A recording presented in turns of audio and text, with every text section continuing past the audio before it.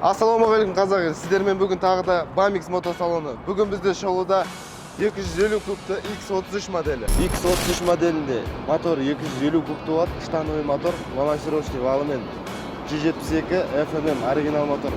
Бұл моторда 16 аттың күші бар. Орындығы жұмсақ, жіңішке болып жасалынған, саныңызды қажамайды. Бак темірден жасалған, сыйымдылығы 12 литр. Артқы дөңгелегінің размері 18, покрышкалары қалың, оригинал болып келеді. Тормоздары дискімен, колодкамен жүреді. Цептары 520. Алдыңғы дөңгелегі 21, тормоз дискімен, колодкамен жүреді. Және тормозының житкіспен жүреді. Амортизаторлары күшейтілген болып жасалғандықтан сіздің жайлы жүруіңізді толыққанды қамтамасыз етеді. Спидометр көрсеткіші электрондық болып жүреді. Шамына келетін болсақ, шамы, линзалы оптика, бұрылғыш шамдары жүгірмелі болып жүреді. Бұл мотоциклда өзімен бірге каскасы және орындыққа чехолы, магнитофоны, айнасы, автозаводтың сигнализациясы бірге жүреді.